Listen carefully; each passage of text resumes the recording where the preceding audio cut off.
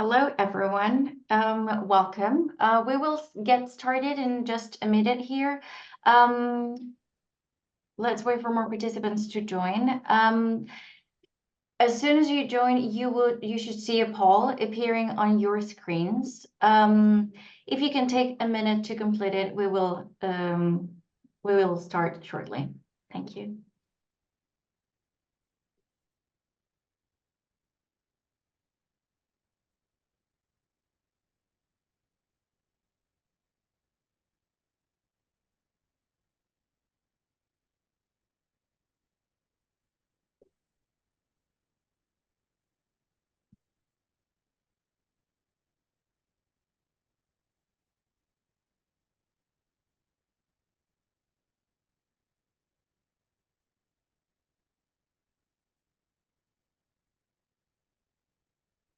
Welcome, everyone. For those that just joined, you should see a poll on your screen. If you can take a minute to complete that, and then we will start in a couple of minutes.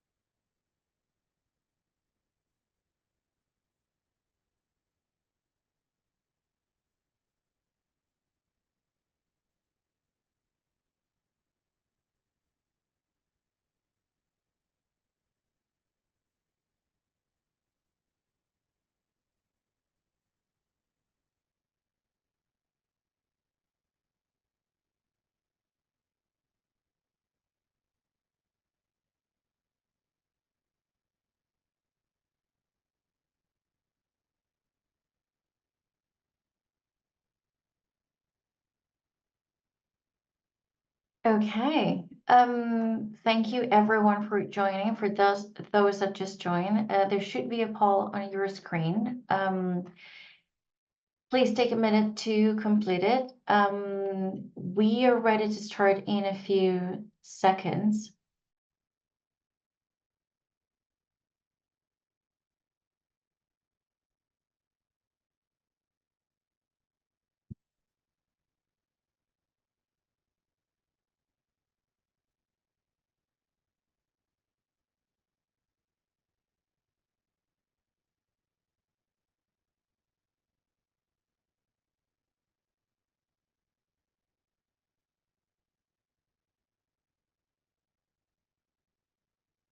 Okay, excellent. I think we can start now. Thank you, everyone, for joining and taking the time today. Some housekeeping rules before we start. All participants to the webinar are muted by default. We will save a 10-minute at the end for the Q&A session, but you can use the Q&A function in Zoom to drop your questions in the meantime.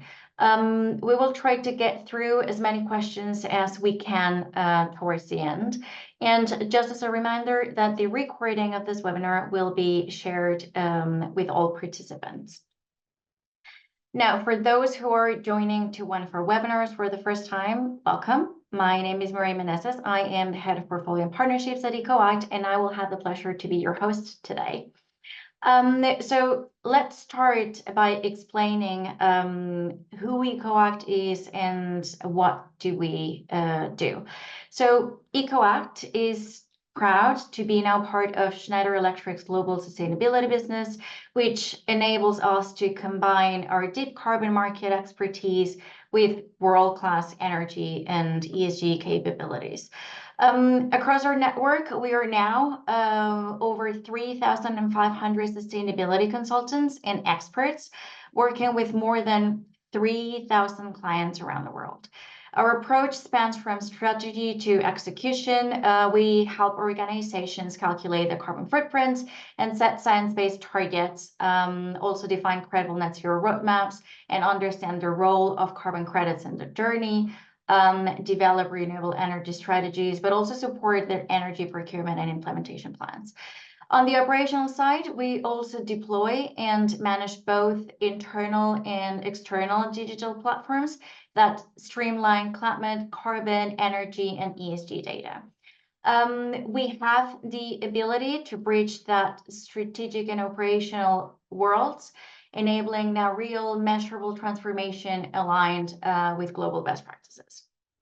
Now, as EcoAct, we have been actively engaged in the voluntary carbon market since 2006. We have a clear focus on integrity and impact. Over the years, we have developed a robust set of services to support companies throughout their carbon credit journey, from strategy to sourcing or even direct project investment. Our offering is structured in 3 core services. First, our carbon credit advisory. This is where we help clients design credible offsetting strategies. We support everything from identifying valid claims to setting risk frameworks, building the right portfolio mix, and also help companies understand their procurement options. Second, we have our carbon credit retailing offering, where we provide access to a curated portfolio of over 300 fully vetted projects.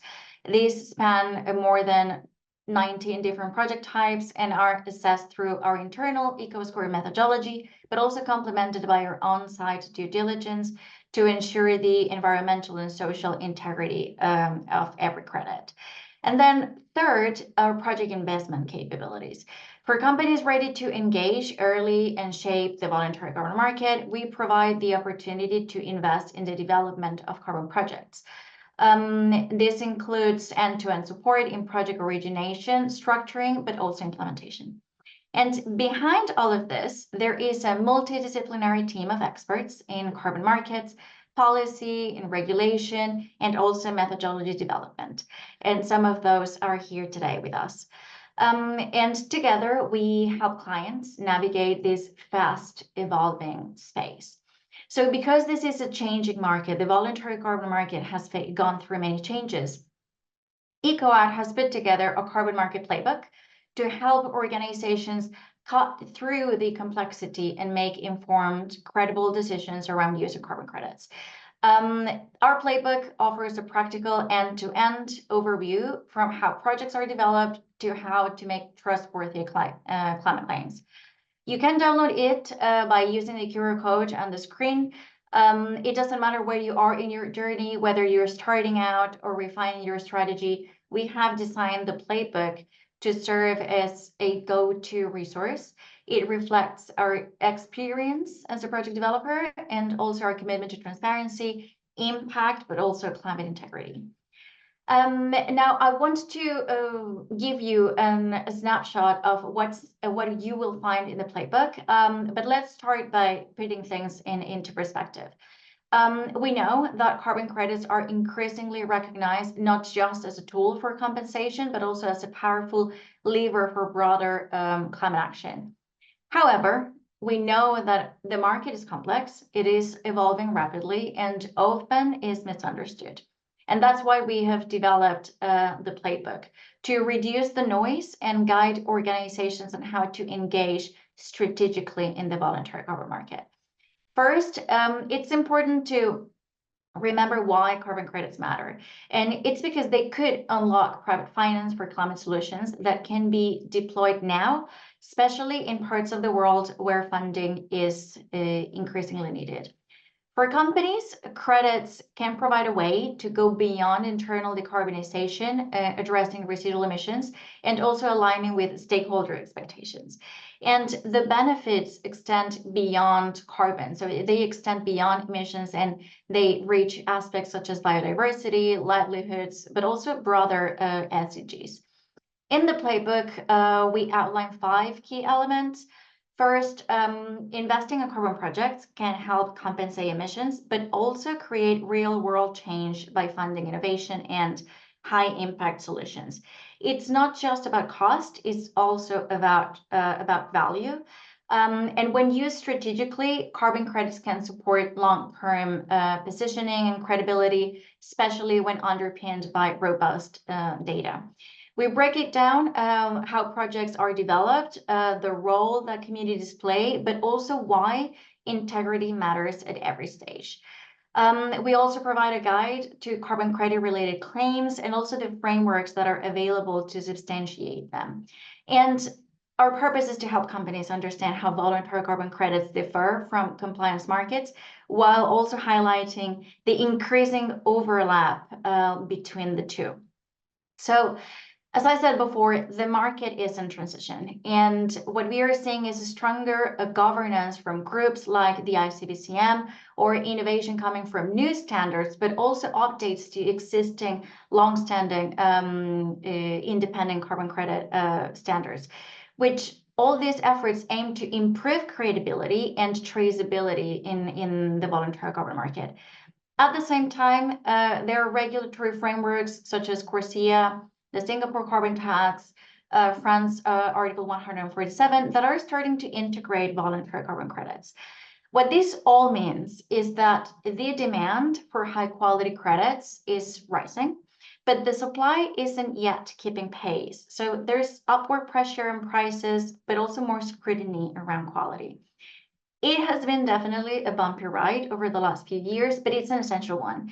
And at EcoAct, we acknowledge that. The companies that engage strategically now will be better positioned to lead in the next phase of the VCM, or what you probably have heard, VCM 2.0. And that is what we will talk about in today's webinar, how to engage strategically and build that internal buy-in for carbon offsetting. So what are organizations doing to engage and build that momentum to support scaling up the voluntary carbon market? And today with me, we have Christopher from Marsh McLennan. He is Sustainability Manager. We also have Sander. He is EcoAct's carbon offsetting lead. And then Valentin, who is the Portfolio and Partnerships Manager for the UK. And then, so without further ado, I think it's about time to start the conversation. And I would like to start by asking a question to all of our panelists. But I will start with you, Chris. Why is building internal buy-in so crucial for corporate climate initiatives such as carbon offsetting? I think one of the big reasons that it's so critical is that unlike a lot of other investments that corporates can make, there's not a tangible good that they're buying into. So it really relies on the strength of building the business case for sustainability, for the impact that that's going to have across different stakeholder groups. I'm fortunate in that our climate program has really had a fairly long history within Marsh McLennan. It's sustainability and climate resilience are really a core part of our business. It goes across all 4 operating companies through which we work across the globe, whether that's through looking at insurance solutions across Latin America that foster climate resilience, or helping upskill the workforce of the future in times of uncertainty. It's really deeply embedded across our work. So our team has really benefited a lot from some of the work that went in beforehand, specifically with our operating company, Oliver Wyman. They've really been at the forefront in pushing the broader organization to adopt more advanced climate solutions, to look into different avenues. So I think that's been really helpful. But I think beyond that, it's harnessing the client request that you have, your investor request, and then targeting the right people, finding who your supporters are, who the people that are naturally inclined towards this, and then building up some fences so that you're able to maybe disarm some of the arguments that you might hear from potential blockers along your journey. So having an argument for the finance team that might ask what's the ROI on investing in offsetting projects, and being able to point to stakeholder request for carbon neutrality or for having science-based targets. We get a lot of those types of requests across our global client base and from different investors and stakeholders. So being able to point to that piece and being able to share why this does matter. And then we also look at a lot of peer benchmarking too. It's always helpful to have peers in the space that are pursuing these kinds of things. No one wants to get left behind. I think in terms of the voluntary carbon markets, that's been a bit of a driver for why we've been able to build buy-in on this. If you look at a list of the most innovative companies in the world, anyone from tech to consulting, they're all investing in carbon removal in the voluntary carbon markets, and certainly we don't want to get left behind. So that's always helpful in terms of building the case as well. Excellent. Thank you. So what I'm hearing is just essentially speaking the right language to the right people. Xander, now you've been working with different companies across different sectors. Why is building this internal buy-in so important for them? Thanks, Marie. I mean, I'm going to echo a lot of the sentiments that Chris has kind of stated there. And you know, my experience in the work that we do here at EcoAct and Schneider, I lead a lot of offsetting strategy development, and that's you know, one thing, working with the team, building that out, developing what the strategy looks like. But then you've got to sell that internally. You need to get internal buy-in to actually implement it and actually engage going forward. So my first kind of point would be it improves the implementation success, that it actually gets carried through. You actually purchase credits, you actually invest in projects, and you actually make those benefits happen in the long term. A lot of the times, the teams who are developing the offsetting strategy, from my experience, you know, the sustainability team, they need to be engaging kind of the wider teams within the company to ensure that the offsetting strategy meets the requirements of all teams, meets the kind of the target requirements and long-term commitments of the full company. Then need to kind of go all the way up to get procurement, to get finance, to get marketing involved, and ultimately get sign off, you know, from the top to put it in place. I think by getting that internal buy-in, another thing is it kind of reduces greenwashing. So we would always recommend that, you know, the offsetting is carried out by a central kind of governing unit, because, you know, if there is not that internal buy-in and knowledge of what is trying to be achieved by this strategy, you may get different kind of teams purchasing credits for different reasons and maybe making claims which are not aligned to what the strategy is trying to achieve. So by getting that internal alignment, making it central, building it up, you can kind of govern that and ensure that it is robust, you're reducing risk, and you're not greenwashing. I think that the final point as well is that it can be a really good utilization tool for kind of for culture change. So when you are developing a strategy, you know where you want to get to, you know why you need to do it, you need to develop your ambition. Coupling with things like internal carbon prices can really help push reductions internally. You get that buy-in from the wider stakeholders, and then you can push. And so people understand why you're offsetting and really get behind the initiative. So, and that all comes down to ensuring everyone is on the same page, singing from the same hymn sheet, knowing what you're trying to do, why you're trying to do it, and how. Excellent, thank you. And you're right, there are different teams. Sometimes they speak different languages, especially when we talk to procurement teams. They often are not necessarily fully on board or fully aware of the topic. And then Valentin, you have been on that side where you have built many portfolios for many companies across different sectors. What have you seen is that, why is it so crucial, that internal buy-in? Thank you very much, Marie. Yeah, I think I'm going to continue a little bit on what the other panelists have said, but looking more at it from the perspective of working directly with projects.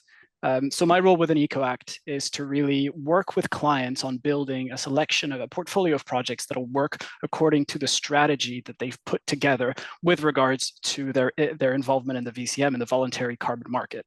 And I think just like anything, without that initial buying, it's impossible to build a coherent strategy that'll live up to your ambitions in terms of the impact that you're trying to have on the ground. And that's especially the case when you're talking about the voluntary carbon market and the various options that you have when it comes to your involvement in that space.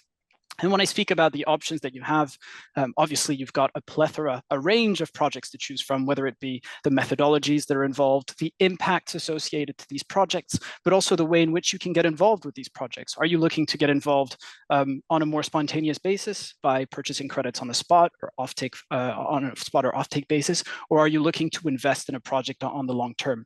Those are all elements that require buy-in at the earliest possible stage in order for you to really have this impact that you're looking to have with regards to your strategy in the voluntary carbon market.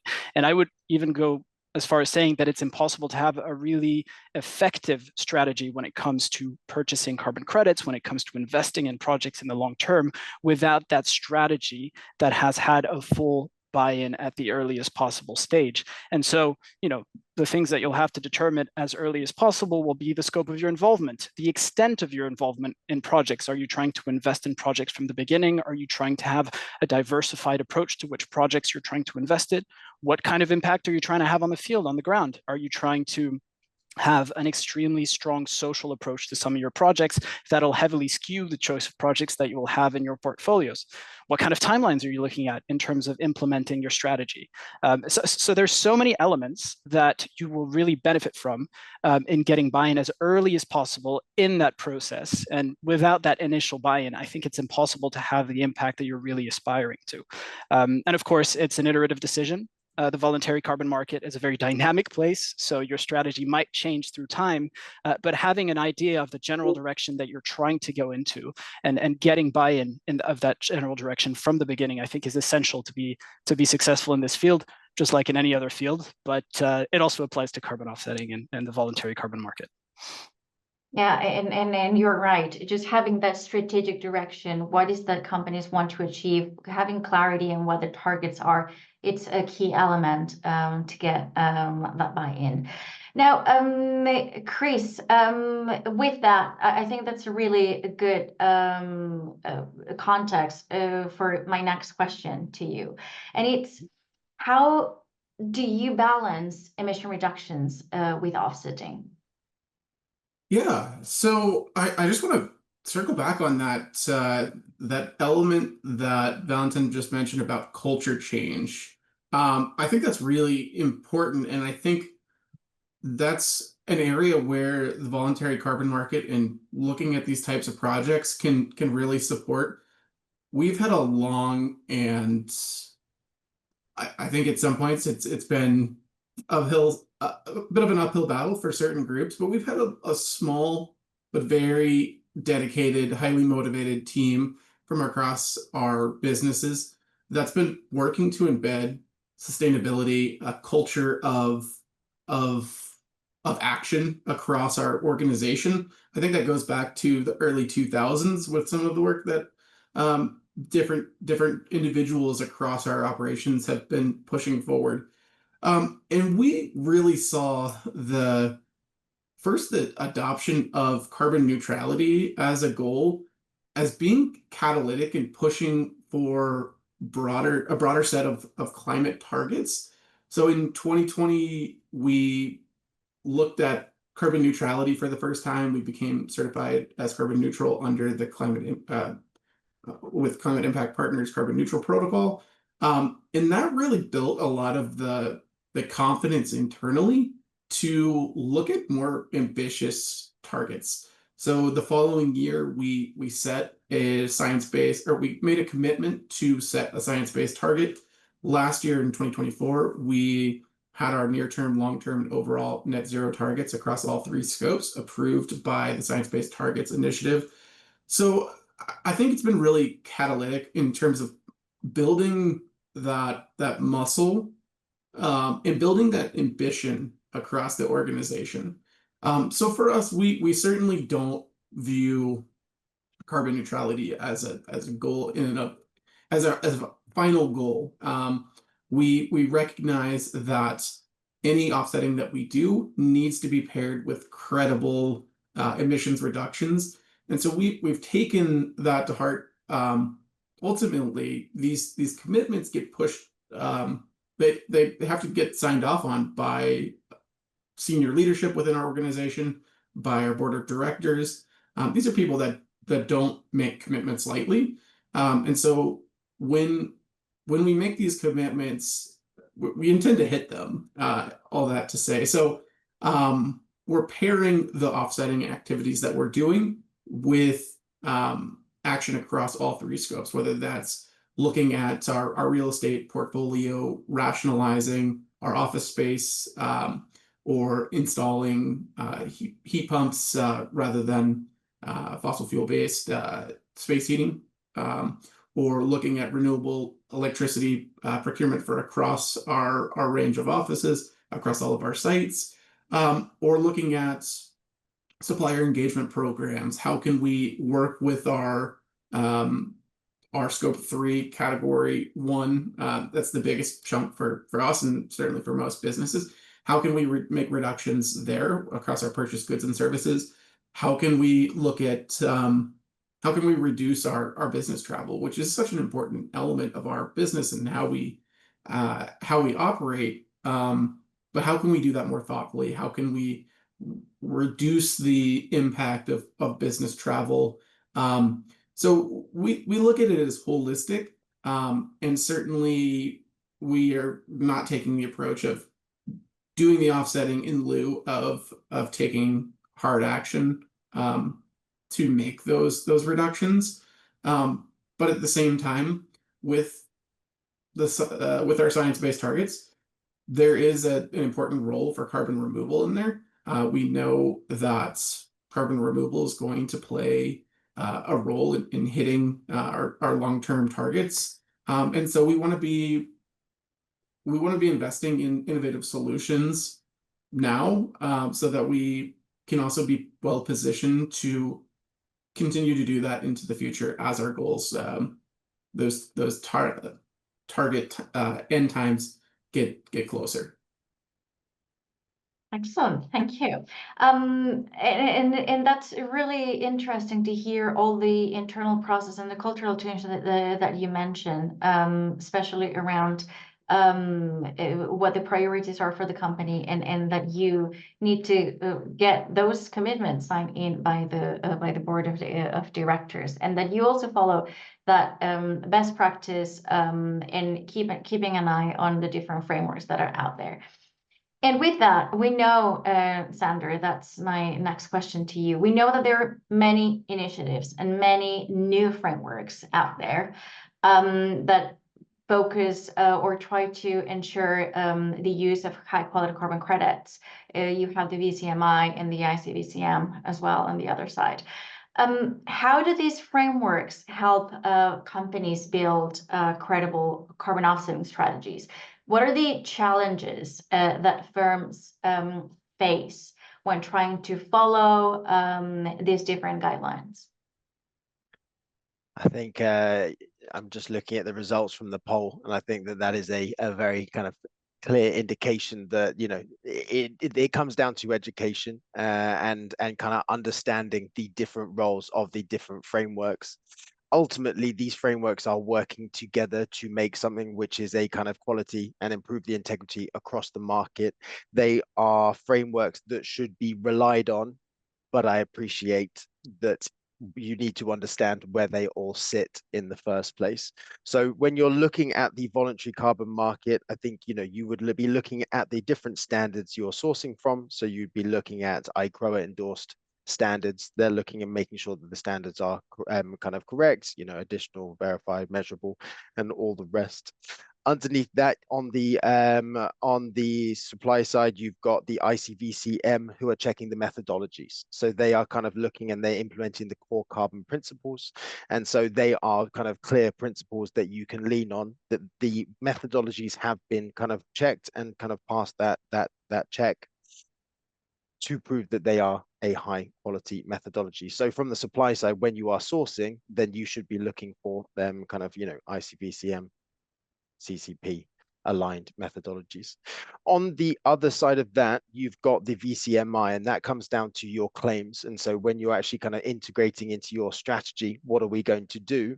Obviously, we're kind of looking at that long-term action, long-term implementation, aligning with net zero targets, reporting via transition plans and other reporting frameworks, developing and demonstrating kind of reductions. But you need to be leaning on those frameworks and claims by utilizing the VCMI platinum, gold, silver claims, which basically are the different levels of offsetting you are doing at each time. You are clearly demonstrating action against a defined framework that is out there. Obviously, other frameworks are available. ISO 14068 is another kind of clear one out there currently, which is there for carbon neutrality. They all have clear guidelines within it of what does a robust claim look like.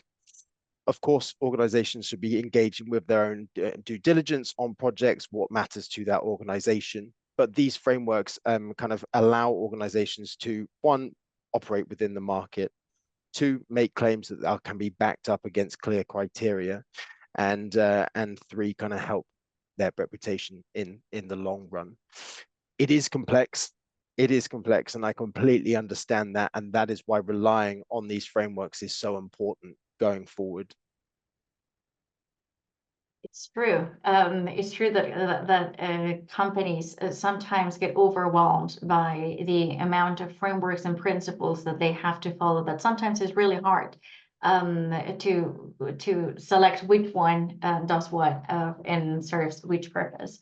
Now, Valentin, on the supply side, next question, because you have seen the changes in the voluntary carbon market. You have been working on the space for a while now. And what we have seen is that it has growth rapidly, but also it has led to a mismatch between what's available on the supply side and what is demand that is coming from different organizations. From your perspective, where are the biggest gaps? Are companies finding enough high quality carbon credits as all these frameworks suggest to meet their needs? Are there areas where demand outstrips supply? That's a good question, Marie. And I think it really has a lot to do with what Xander was just talking about a minute ago. I mean, it's no secret that the voluntary carbon market today is a much more complex and diversified beast than what it might have been 7 or 8 years ago. If you were a corporate looking to purchase offsets in 2017, you might have been looking at 3 or 4 project types: renewables, forestry, removals, ARR, RED+, community-based projects. All of those would have probably come from the VCS or gold standard. And today, you're looking at a paradigm that has shifted with a plethora of options for projects and their underlying standards. To name only a few example of novel project types, you'll look at biochar, regenerative agriculture, enhanced rock weathering, direct air capture, all providing a novel approach to removals and avoidance, some of which are certified under relative newcomers in terms of standards in the voluntary carbon market. So you'll look at Puro, isometrics, and all these standards that have come up in recent years. And also some of these projects are found in geographies of the global north, quote unquote, that sort of challenges this traditional dynamic of funding from the north to south that's characterized the early days of the voluntary carbon markets. And then, of course, add to that another layer of complexity with different kinds of guidelines around purchasing those carbon credits. Aside from the ICVCM, we can think of, for instance, rating agencies that play a growing role in providing quality assessments on individual projects and contributing to a push for more integrity on the market. But navigating the differences in between the ratings that are given by one rating agency and another can be a little bit challenging for corporates. And of course, not every single project on the market today is rated by a rating agency. And the same applies for the ICVCM. They're looking to establish a baseline for what makes a high quality carbon credit by assessing offsetting standards and their underlying project methodologies according to these core carbon principle. But this process takes a lot of time. Today, not all methodologies that exist have been evaluated by the ICVCM. And among those that have been assessed, there may still be a limited availability of credits available for corporates to buy today. And so this is where this mismatch can take place with this perception of quality on the market and what is actually available to purchase today. And then add to that another layer of complexity. I'm just going to make it as complicated as I can today. You'll have the ever-changing regulations and the methodologies updates and additional attributes that carbon projects can receive. A hot topic these days is the letter of authorization from a host government. That's been, speaking to some clients, that's seen as a marker of quality that is coveted in the market, especially when you're looking at CORSIA, for instance, as a regulatory standard. But again, today, there's very limited projects available with this letter of authorization. And so what this will do is this will impact, first of all, price. So these different project types and the different quality attributes that they can be awarded will effectively have an impact on price. An ICVCM approved methodology for afforestation, reforestation, for instance, will mean that the price of these credits will be higher than one that is not necessarily approved through one of those methodologies. New up and coming novel project types such as biochar or direct air capture, especially, will have a much higher price than those traditional afforestation, reforestation projects. But as I said, there's also this issue of limited availability. If you're only looking to purchase ICVCM CCP approved projects that also have an LOA and you need those credits tomorrow, well, it's going to be really challenging for you to source according to these quality standards. So you really need to take into account the notion of timing. The notion of timing meaning that today, not every single project on the market meet these quality criteria as established as high quality. First of all, that doesn't necessarily mean that all these projects are quote unquote bad, but it also means that you need to structure your strategy accordingly to match with when those credits will come available, when we'll get a sufficient supply of ICVCM certified projects on the market, when we'll have a sufficient amount of LOAs associated to those projects, and determining whether or not these are important elements to have as part of your strategy, as Xander was saying. So it's quite a challenging market, but nonetheless, not a boring one to be a part of these days. Absolutely, I can agree with that. So, and I think what you said, Valentin, about there is a mismatch, and companies need to be aware and have this this notion of timing with them to understand that not every project that exists out there meets all the quality criteria that we hear from the frameworks. So with that, Sander, and then I will go to you, Chris. In the voluntary carbon market, quality and integrity mean different things to different people, and I think it adds up a little bit to what Valentin was saying. So, Sander, from your perspective, what defines a high integrity carbon credit strategy for a company? It sounds like $1 million question. Yeah, let's hope I answer it okay.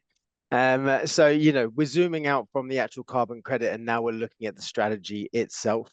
I think there are kind of a few kind of key foundational points that can kind of be taken into account here. And the first one is objective definition. What are you trying to do? What are you trying to achieve? And be clear about it. So, generally the kind of perspective there is integration within your net zero strategy.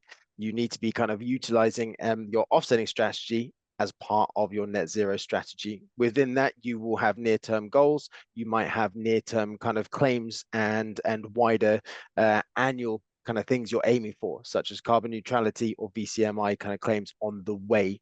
These should all be integrated, and your offsetting strategy should be a key part of that.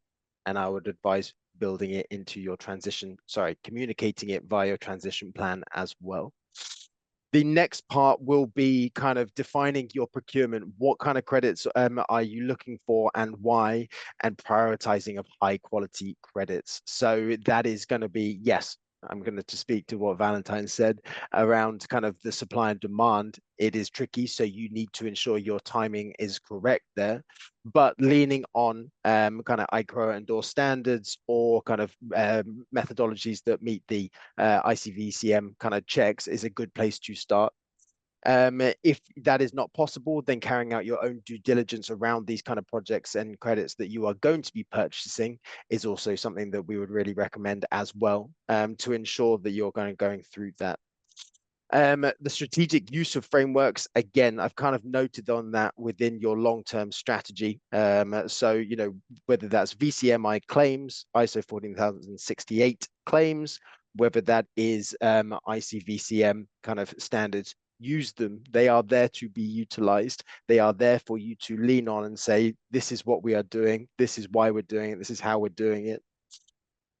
I think, you know, short-term and long-term value is a key thing. So, you know, when you're budgeting, you need to be looking at what you need now and what is going to be required in the long term, and aligning that with the kind of wider market as well. So the Oxford offsetting principles, they kind of, you know, recommend engaging with avoidance credits now, for example, but obviously we're going to need removals to achieve net zero. That slow transition, we need to be thinking what we can do now and what we are going to need later. How do they interact? How do they operate together? And then my final 2 points, the key one is transparency and communication. You know, we've done all of these pieces. We've kind of got it within the strategy. We're prioritizing high quality credits. We're using frameworks. Say that. What are you doing? Say it, communicate it, be transparent. I mentioned transition plans. It's a really good, important way. You know, we've got CDP, another way of reporting. You've got your annual reports where you can be communicating this correctly. And again, rely on frameworks, but be transparent around it. What we're seeing a lot in the wider market, we're seeing kind of risk frameworks internally from organizations be put out there. This is what we're doing. This is why we're doing it. This is why we're purchasing these credits. That is a really, really good example of people being transparent and communicating what they're doing and why. And my final kind of comment, I think, is going to take it back to the beginning of the webinar, is just that stakeholder engagement and governance. Who is governing it? We would recommend that it is centrally operated to ensure alignment across it. Education across all aspects of your organization. Yes, there's going to be a central function who are going to know everything, but you need to be engaging with the wider teams to ensure they know what you're doing, why you're doing it, they're buying into it, and you are moving forward together. Ultimately, hopefully that is the $1 million question. But, you know, I think integrating it, long-term strategy, prioritize quality, utilize the frameworks. They are there to be used. Think short-term, think long-term. How do they work together? Transparency, communication, and engagement internally. Excellent, thank you. I think you have summarized everything quite nicely, and right for me to ask this question to Chris. Now, in practical terms, what happens at Marsh McLennan? So, for example, how do you decide which frameworks or criteria to follow? How do you deal with the fact that there are different frameworks and sometimes there are discrepancies between the recommendations? Have you ever encountered a situation where a framework or science says that you should do something, but that actually doesn't match perfectly on what's available in the market? How do you handle that as a company? Yeah, so I think the reality is that as corporate sustainability professionals, we're juggling any number of different responsibilities, firestorms that pop up, or just a different set of day-to-day challenges. So part of how I approach that is I work with partners like EcoAct that allow me to make sense of the vast array of acronyms that are inherent within the voluntary carbon market within the VCM.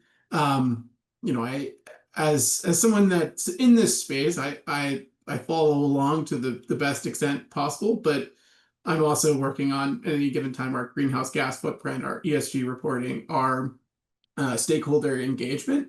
So it's about maybe 10 to 15% of my day-to-day.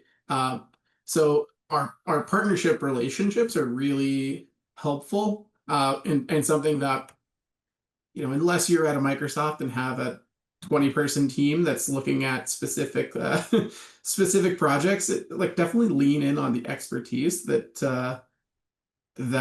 different partners can provide. I found that to be really helpful in terms of refining how I think about the VCM, but also what makes sense for us.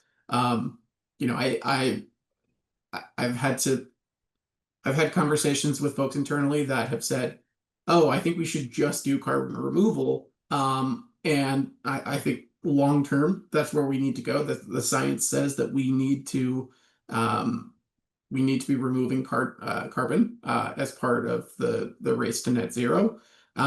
However, there's still a significant role to play for avoidance credits in the here and now. So we have to tell that story. We have to look at the different rating agencies, whether that's B0 or Silvera or Calyx, and then they can be in some disagreement between them. So part of it's just following where or what the different standards organizations are saying, but then a little bit of it's just kind of gut, going with your gut as well, I would say. But definitely the partnership aspect has been very helpful in the ways that we think about it. We look to support projects that sit within our geographic footprint, which with operations in 89 countries or offices in 89 countries is not that challenging. We certainly don't necessarily want to just look at projects that are outside of our footprint that have no relation to what we do. So we want to have a nexus to our operations. We want to build alignment with our Sustainable 6 UN SDGs, good health and well-being, gender equality, affordable and clean energy, decent work and economic growth, climate action, partnership for the goals. So we look to build that nexus with our business,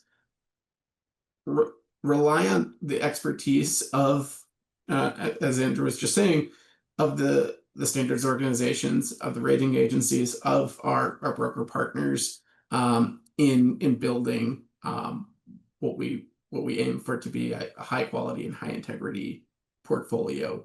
And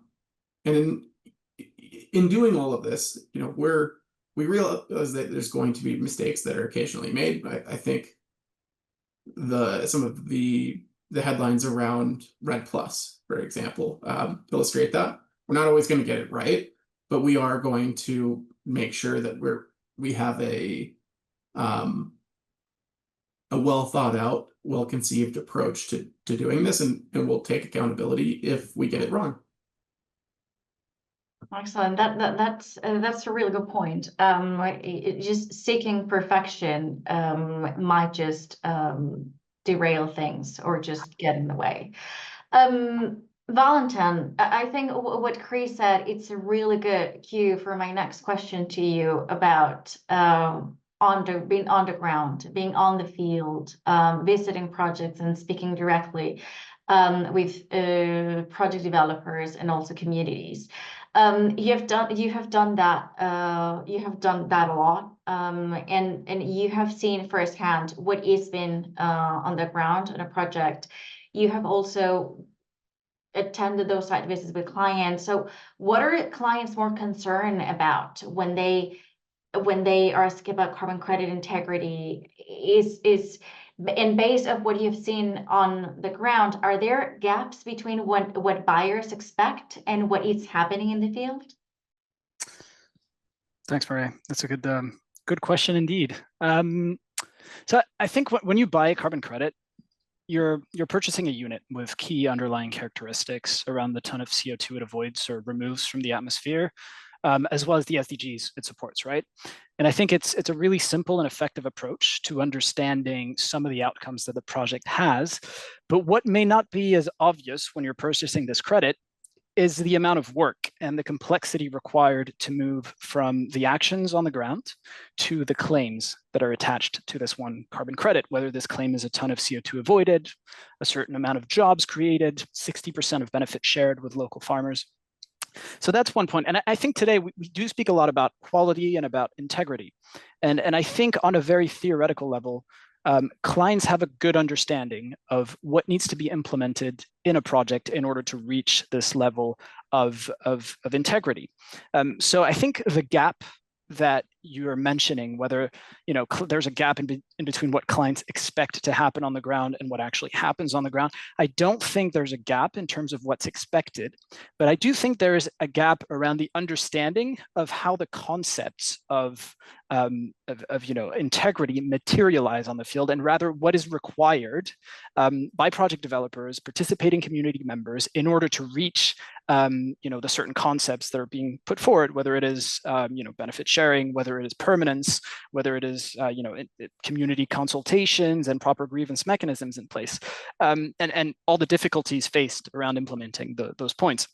So oftentimes, clients will ask me questions about quality criteria around a project, around the integrity of a project, and their questions, because they haven't necessarily always been to visit a project on the field, their questions will be somewhat based on theoretical concepts, and they expect a relatively straightforward answer, whereas sometimes this fails to capture the reality of what's going on the field and this huge dimension of what happens on the field.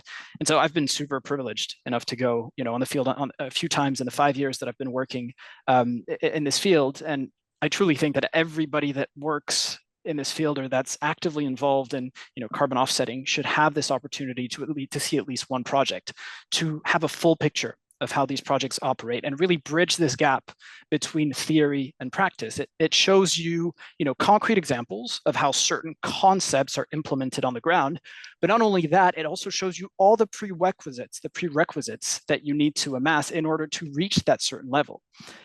It shows you the complexities around their implementation.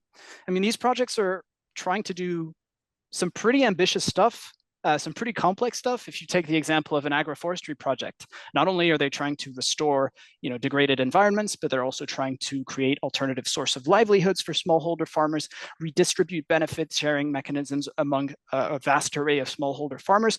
Those are things that are quite ambitious. Those are things that are quite complicated to implement, but they're super, super interesting and impactful. And so going on the ground and seeing what actually takes place will show you, what percentage of funds are generated by the project that gets redistributed to the beneficiaries, but it shows you all the things that needs to happen to get to that point, and to get to that point of this is a project of high integrity because X% of the funds generated by the project go back to the community. So you need to map those stakeholders. You need to understand the cultural concept, the cultural context in place, the existing social structures within that project, whether these social structures can be integrated in the design of your project. How are you going to use those to redistribute the funds that are generated in your project? And so those are extremely complex and difficult things to implement, but getting on the field actually shows you not only what the impact is and how these people are benefiting from it, but how you get to that point. And I think that that's what's so valuable and so important in going to that field, because a lot of the time communicating the impact of a certain project and explaining, even reading through some of the documentation associated to the projects will give you an idea of what's required. But it's only when you get to the field that you see this real connection between what integrity means to clients and how it's actually implemented by project developers and local community members alike. So I think it really bridges that gap, not necessarily between what should be implemented and what is, but more so around how it's implemented on the field. And of course, the added bonus is you get to actually see the impact of the project, and there's nothing quite like it. It's very simple when you get there and you see somebody's life that's changed thanks to the implementation of a cook stove project, thanks to the implementation of a mangrove restoration project, because they can now fish in a certain area and which the mangroves have been restored. It makes it all pretty real and quite special. So yeah, I'll stop on that.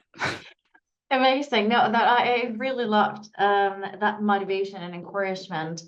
So we have 5 minutes left, and I would like to leave some room for some questions that we have received. But before wrapping up, I would like to ask you, Valentin, that what is the piece of advice that you would give corporates when building that internal buy-in? Would it be go on site if possible, touch grass? Very quickly, I would tend to say that, yeah, obviously going on the field is an ideal situation, but I understand that it's not always possible, and you probably shouldn't go on the field every single time either.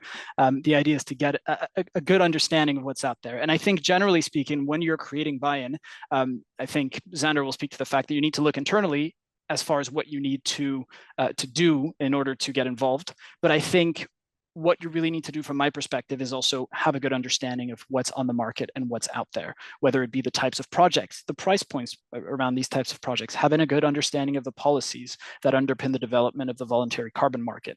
If you have this good understanding of what's out there, then it'll be easier for you to look within yourselves, within your own organization, to determine, okay, what can we do? What is the kind of impact that we want to have? And is this the right moment to do so? Do we have a good timeline according to which we wish to enact our strategy? So I would say that having this roadmap is really dependent on understanding the voluntary carbon market and knowing what's out there. Thank you. Excellent. Xander, what would be your one piece of advice? Other than touch grass, as you very nicely said, I think, for me, it is define your ambition, define your claim. I think just, what are you trying to achieve? And once you kind of define that, everything else should fall into place as long as you engage your internal stakeholders. Excellent. Chris, what would be your one piece of advice to other corporates? Yeah, I think it's find an authentic reason for engaging in this space, echoing what Xander said. If you're just doing it because others are doing it, then I don't think you're going to have a very principled or effective strategy. So I think it's finding that nexus for your business, the types of projects that line up with how you operate, where you operate, and having just a strong reason for engaging. True. Just resonate. What's your purpose? What are your claims? Define your priorities. I think that's something that everyone should keep in mind when working, defining their carbon offsetting strategies. We received another question, Sander. Maybe this can I ask you this one, because it's related to the boundaries between the voluntary carbon market and the compliance market. We have received that question several times. How are you seeing this potential convergence in some jurisdictions, for example, Brazil? Yeah, I think it's a really interesting, exciting kind of opportunity that's definitely popping up globally. So essentially, it is the combination of the government regulated compliance system, and within that allowance, it is opening it up to a certain percentage of voluntary carbon market credits to be able to be utilized within that compliance market. So it is the combination and integration of both to meet it. We are seeing that kind of being pushed for more and more, and I think that it is very positive signals, but not without risk, of course. I think, looking at what that will mean and how that will work, it will really spur on demand for high quality credits. I think in the UK consultation around carbon markets, they're looking at aligning with the ICVCM, for example. So, it is pushing for that kind of that will lead to a demand for high quality credits. I think that it will kind of allow kind of more investor confidence within projects as well, knowing that there is a bigger demand coming in for these credits, especially if you're developing a kind of high quality project. So there's kind of going to be stimulating that demand. There's going to be more investment into it, which is going to boost those markets considerably. I think there may be kind of some kind of play around the pricing of compliance versus voluntary. There is difference there. So, that is going to be somewhere where there's going to be a bit of flux. High quality is definitely going to fetch higher prices. So that will drive prices up overall, potentially. But at the same time, it will bring in kind of more scrutiny, from a regulatory point of view. So there's the opportunity there to kind of really kind of push the market in a positive way. I think most communications conferences I went to over the London Climate Action Week, there was a big call for this, but obviously we need to be careful. Don't just open the floodgates. It needs to be done with consideration and care. So, a great opportunity to join those two markets. Excellent. We are at the top of the hour. I'm afraid we're not going to have any more time for other questions, but we can follow up over email. The participants will receive the recording of the presentation today, as well as some links to download the playbook and a survey that EcoAct is running to collect further views on the voluntary carbon market in use of carbon credits. Thank you so much, everyone, for joining us today. It has been a pleasure, and see you in the next webinar. Have a great day. Thanks, everyone. Thanks, everybody.